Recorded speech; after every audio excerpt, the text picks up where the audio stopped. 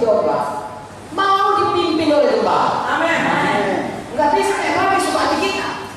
Ya, Tuhan bilang jangan bikin itu, jangan jorok-jorok. Artinya jangan lakukan dosa. Hati pula aku suka ini. Nggak bisa saudara. Ada kodrat anak Tuhan, gembala atau domba Tuhan. Ada Roh Kudus.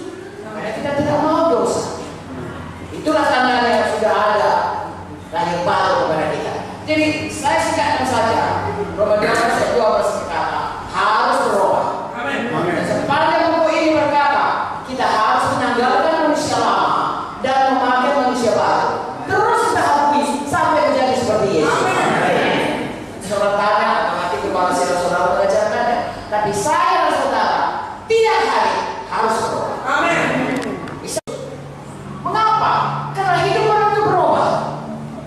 Saya dan saudara sebelum kami saudarakan training, ya, setahun harus berubah, 2 tahun harus berubah, seterusnya sampai kita pulang ke surga, kita harus berubah ada sepasari.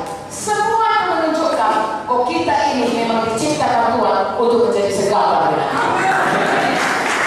Haleluya. Tuhan memulihkan kuasa dalam kita.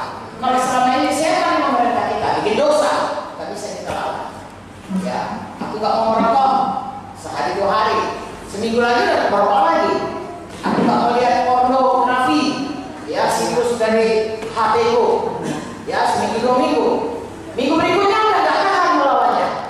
Kalau tidak punya Tuhan Yesus, itulah halnya. Sesudah kita selamat, ada Roh Kudus, maka ada kesadaran dalam hati kita tidak jauh untuk bisa melawan itu.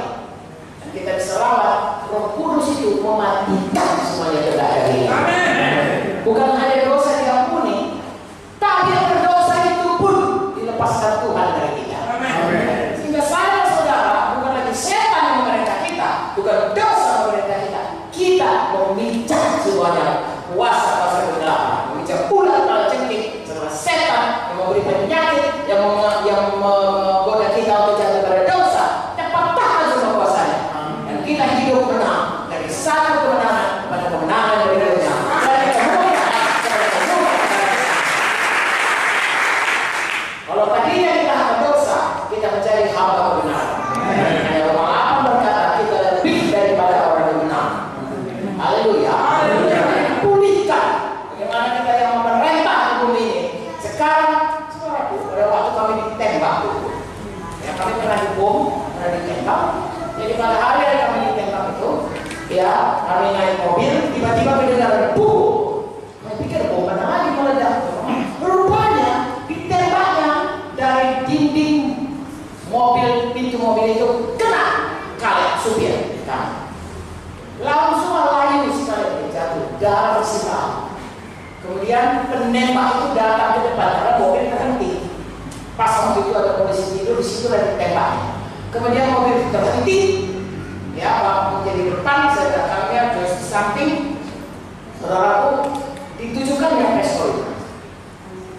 Langsung sama Pak Menteri. Dingin mukanya. Saya nampak saudara. Roh Kudus di dalam. Roh yang lebih besar dari rasa.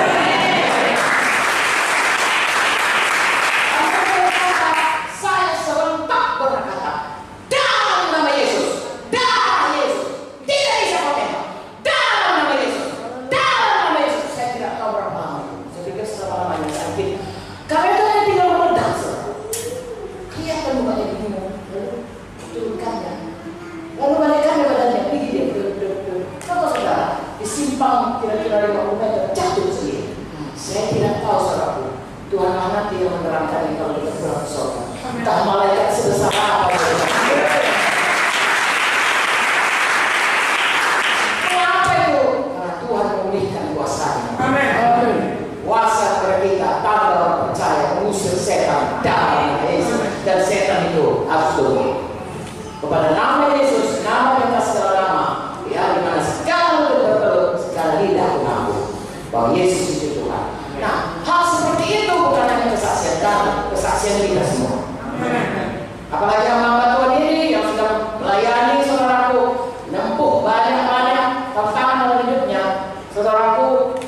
kisah para rasul itu disambung lagi sampai Yesus datang. Tuhan memulihkan kuasanya. Makanya saudara, untuk apa kita selamat? Itu aja ya hidup kita.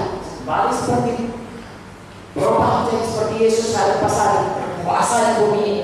Semua itu untuk kemuliaan bagi nama Tuhan. Satu lagi Tuhan bilang, penuhi bumi.